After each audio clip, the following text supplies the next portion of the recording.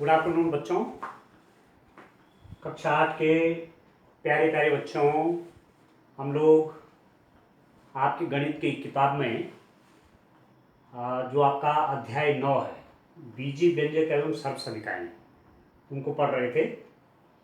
और बीजी व्यंजक क्या होते हैं, सर्व समीकरण के बाद में चर्चा करेंगे। ठीक है, अभी हम केवल बीजी व्यंजक की बात कर रहे हैं।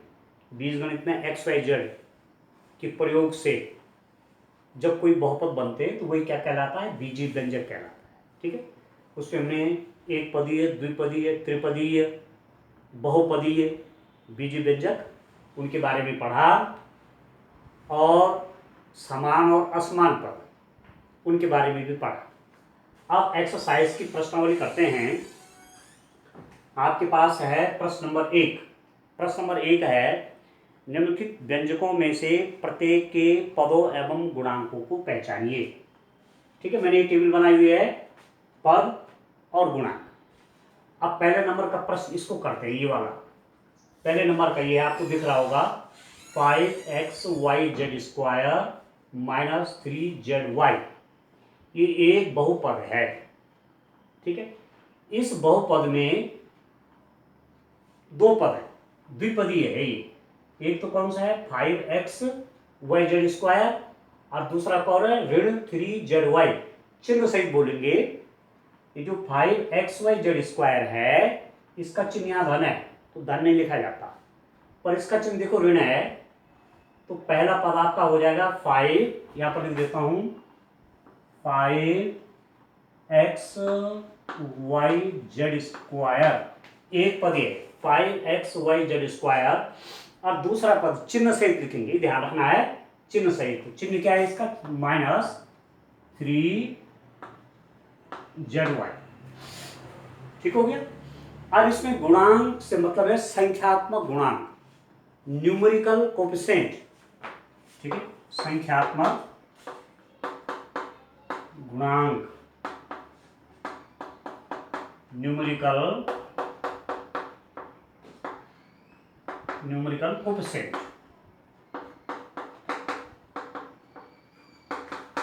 संख्यात्मक गुणांक, संख्या कौन है 5, तो वही गुणांक हो जाएगा।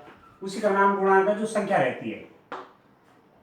ठीक है, यह संख्या क्या है, ऋण 3, तो गुणांक क्या बोल देंगे, -3। ठीक है, जो संख्या है, बाकी तो बीजी अक्षर हो गए ना। अब इसको मत बोल लेना, संख्या की घात है, ये नहीं गिनी जाती। गुणांक हमेशा पीछे लिखा जाता। 2x लिख सकते हैं आप, पर x2 नहीं लिखा जाता। x स्क्वायर तो होता है, पर x2 नहीं लिखा जाता है। क्या लिखा जाता है, 2x लिखा जाता है। 2 × x याद रखेंगे आप।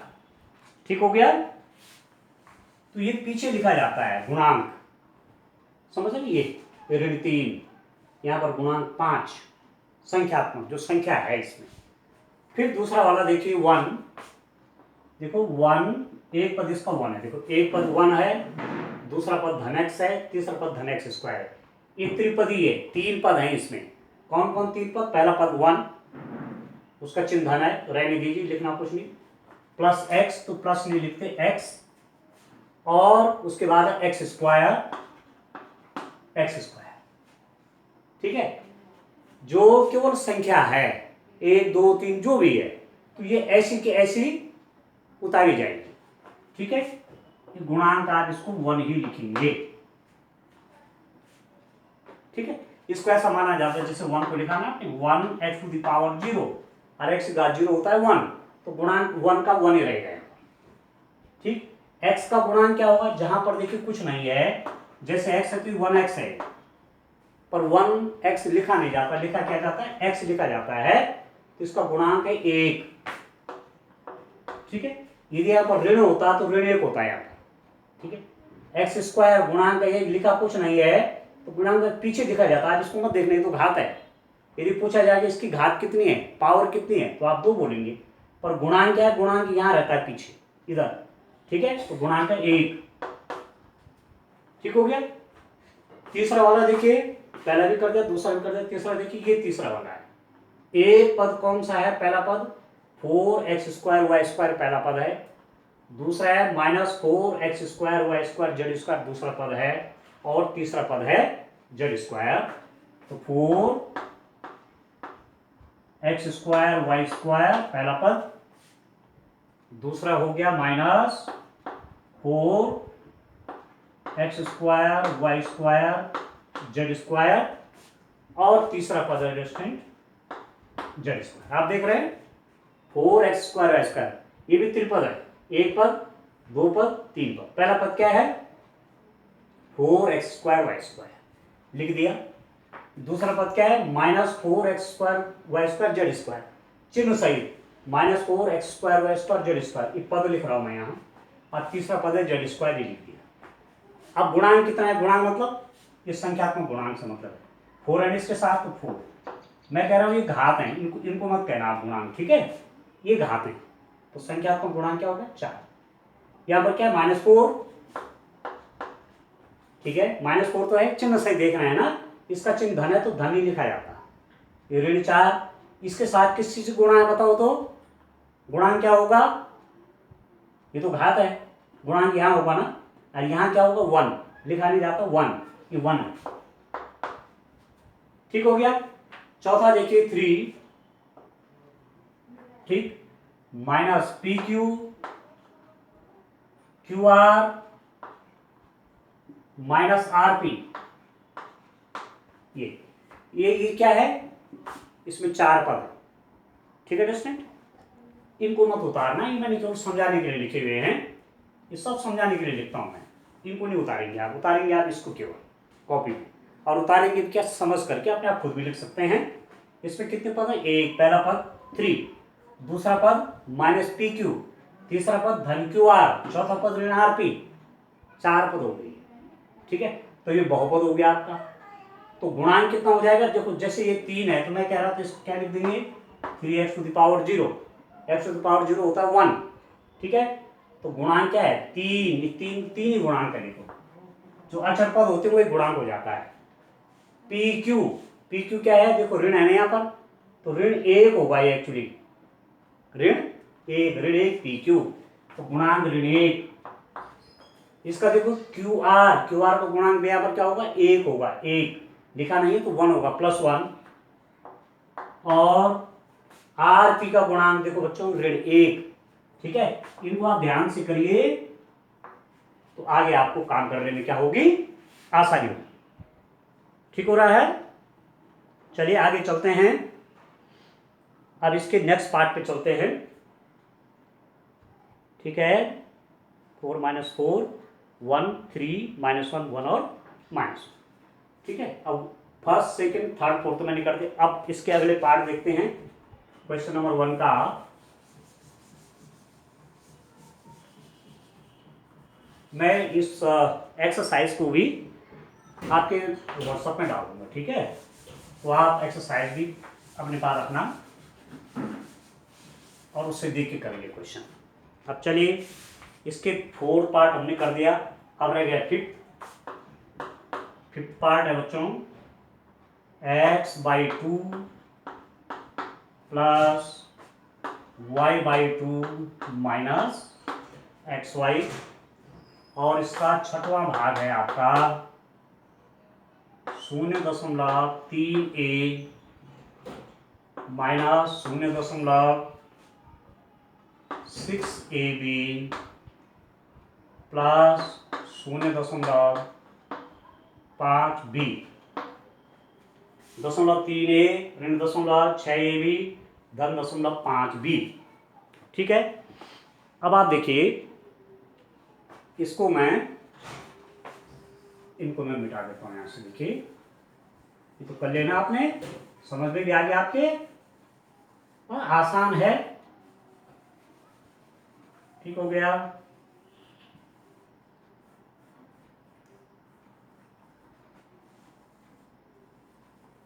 अब देखो कितना कितना होता है,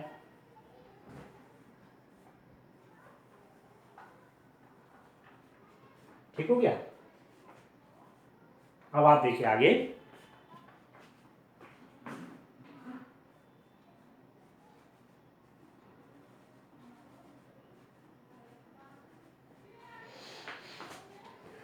अब देखो दो पार्ट और रहेंगे।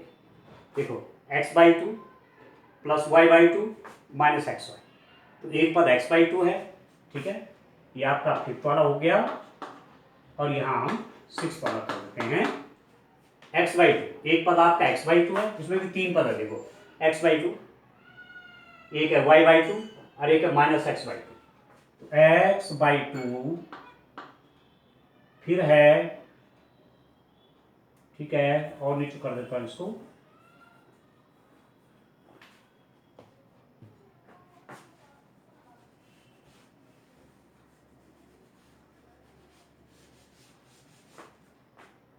x/2, ठीक है, x/2, दूसरा कितना हो जाएगा y/2, और तीसरा हो जाएगा माइनस xy, ठीक है। अब इसमें गुणांक देखो जरा, x/2 का मतलब क्या होता है, इसका मतलब होता है 1/2x। 1/2x लिखो चाहे x/2 लिखो, एक ही बात है, ये दोनों आपस में बराबर है। तो गुणांक क्या है, ये तो है संख्या, 1/2 भी तो संख्या है ना, भिन्नात्मक संख्या है जिसमें परिमेय संख्या कहते हैं, 1/2। तो गुणांक कितना हो जाएगा इसका 1/2। इसका गुणांक कितना हो जाएगा y/2 का, इसको आप कैसे लिख सकते हैं 1/2y, ऐसा लिख सकते हैं ना। तो गुणांक क्या हो जाएगा 1/2, संख्या इसमें 1/2, और इसका गुणांक कितना हो जाएगा xy का ऋण 1, ये ऋण 1 हो गया, ठीक है।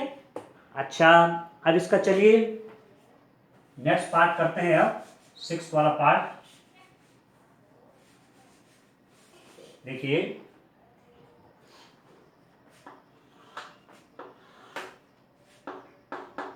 सिक्स एडजस्टमेंट आपका देखो ये है, एक पद आपका क्या है 0.3a, दूसरा पद है ऋण 0.6ab, तीसरा पद है धन 0.5b। ये शून्य तो ऐसे लिखा हुआ है, ठीक है, शून्य पूर्णांक, पूर्णांक मतलब शून्य, इसका मतलब तो पूर्णांक शून्य या पूर्णांक शून्य 0.3, आप चाहो ना लिखो, ऐसे ऋण दे सकते हैं। अब देखो पहला पद हमने क्या कहा 0.3a, ठीक, दूसरा पद क्या चिन्ह से देखेंगे -0.6ab, और तीसरा हो जाएगा 0.5b। अब देखो तो संख्या कौन सी है, 0.3 भी तो क्या है, कैसे संख्या है, ये दशमलव संख्या है, संख्या तो है ये। तो इसके साथ संख्या क्या लगी हुई है, a के साथ, XYZ बोलो चाहे ABC बोलो, एक ही बात है, a के साथ 0.3 ये गुणांक है 0.3। यहां पर गुणांक क्या है, देखो AB के साथ गुणांक क्या है 0.6, ऋण भी है साथ में, तो आप लिख सकते हैं ऋण 0.6, शून्य लगाओ या ना लगाओ एक ही बात है। 0.5b, b का गुणांक क्या है 0.5।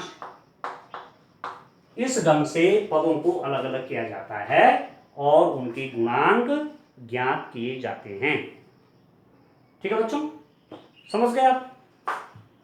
अब चलिए इसको मत लिखना है, तो मैं समझाने के लिए लिखा हुआ आपको। अब आप नेक्स्ट क्वेश्चन देखिए, दूसरा प्रश्न क्या है बच्चों आपके पास, देखिए दूसरा प्रश्न है इसका, निम्नलिखित बहुपदों को एक पदीय, द्विपद एवं त्रिपद के रूप में वर्गीकृत कीजिए। कौन सा बहुपद इन 3 श्रेणियों में किसी में भी नहीं है। देखिए अब बड़ा अच्छा है, पेपर में ऐसे प्रश्न पूछे जाते हैं, आपको एनएमएस का जो पेपर आएगा ऐसे प्रश्न वहां पूछे जा सकते हैं, ठीक है। तो आप देखो, आपने एक पदीय, द्विपदीय और त्रिपद छांटने, और ऐसे पद छांटने जो न एक पदी है, न द्विपदीय, न त्रिपद, ठीक है। क्वेश्चन नंबर 2, प्रश्न संख्या 2, इसको नोट कर लेता हूं, x + y, कॉमा 1000,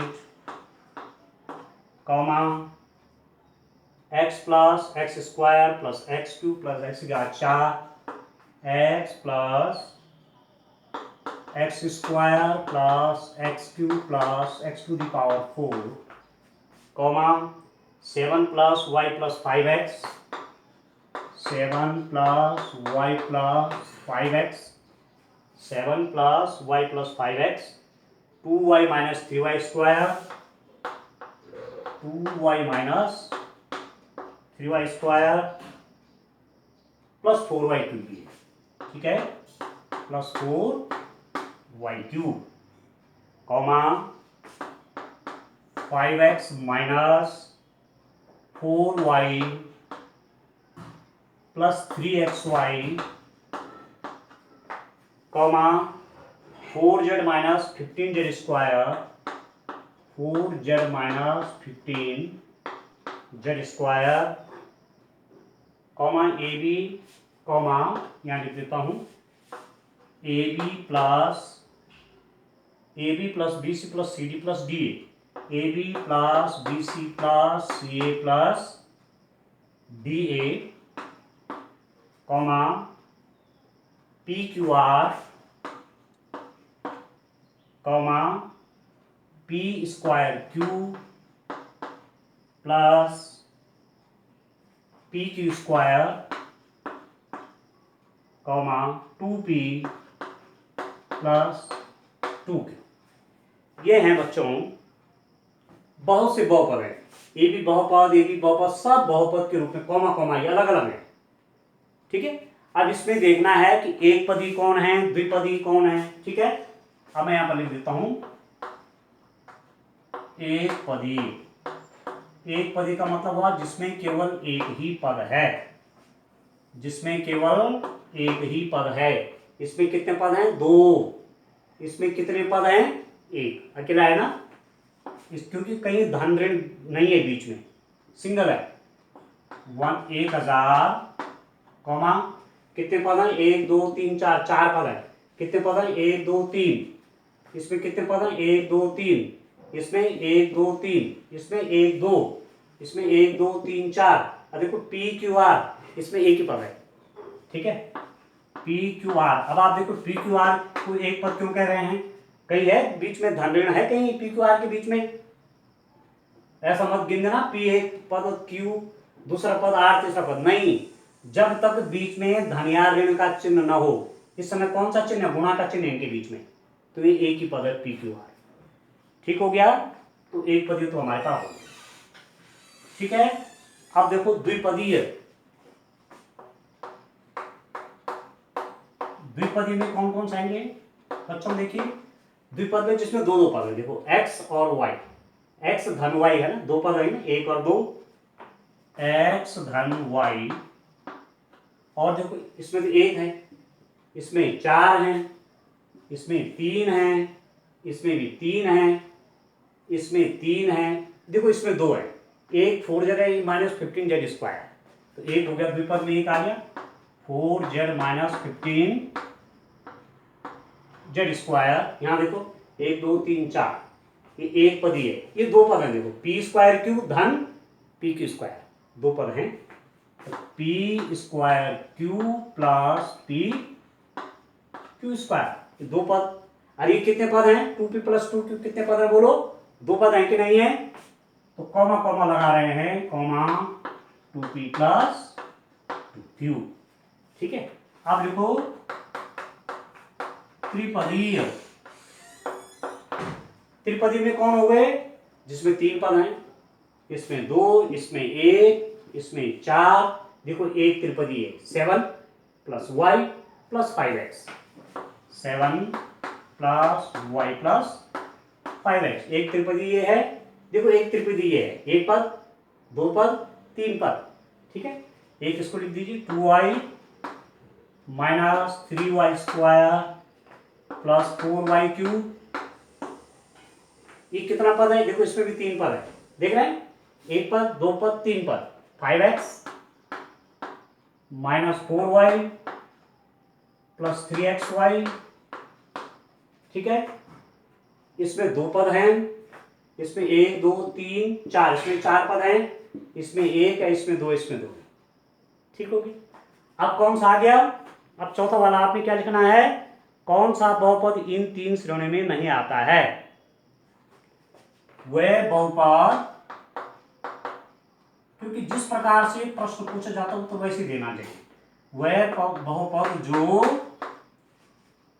बहुपद जो इन श्रेणियों में नहीं आते, इन श्रेणियों में नहीं आते, मतलब इन श्रेणियों में नहीं आते मतलब न तो एक पदी हैं, न द्विपदी हैं, न त्रिपदी हैं, उसके अतिरिक्त हैं, बहुपद हैं। तो कौन कौन हो जाएगा? जो द्विपद है, एक पद है, 1 2 3 4, ये 4 पदी है। ठीक है, बहुपद हो गया, न एक पदी है, न द्विपदी है, न त्रिपदी है। ठीक है, तो इनकी कैटेगरी में नहीं है ना, इनकी श्रेणी में नहीं है, ये अलग सा हो गया आपका x plus X square plus x2 plus x 4, एक बहुपद आ गया, 4 पदों वाला। ये तो 3 वाला है, 1 2 3, 1 2 3, ये भी 3 वाला है, ये 2 वाला है। इसको देखो 1 2 3 4, ये भी ना एक पदी है, ना द्विपदी है, ना त्रिपदी है। ठीक है, इसमें 4 पद है, तो ये अलग हो जाएगा AB plus BC plus CA plus DA। ठीक है, और देखो एक पद, दो पद, दो पद। ठीक है, तो ये है बच्चों, देखिए इस ढंग से आपने इनको एक पदी, द्विपदी और त्रिपदी में बांट दिया है। ठीक हो गया, बस। ठीक है बच्चों, ये हो गया आपका, क्लियर है ना? इस ढंग से आप इन प्रश्नों को हल करेंगे। ठीक है, तो आज के लिए इतना काफी है, आप करें, एक बार प्रैक्टिस करो इनकी। ठीक है, बढ़िया ढंग से। फिर कुछ बच्चे तो देखो ग्रुप में भी काम भेज रहे हैं, बहुत अच्छी बात है, इसका मतलब वो पढ़ रहे हैं। जो नहीं भेज रहे हैं, सीधा सीधा हमको यहाँ से पता लग रहा है कि पढ़ नहीं रहे हैं। अरे गलत बात है, नवंबर में पेपर होना है, नवंबर में पेपर होना है। यदि परीक्षा में पास होना चाहते हो तो करो, जिस ढंग से बताया जा रहा है करिए। आज केवल इतना ही नहीं, और जो क्लासेज में पढ़ा जा रहा है वो सब तैयार करो, विज्ञान, गणित, सामाजिक विज्ञान, वो सब जितना सब लोग बता रहे हैं, मैडम लोग बता रहे हैं, सब तैयार करें। ठीक है, तो आज के लिए इतना काफी है। Bye bye.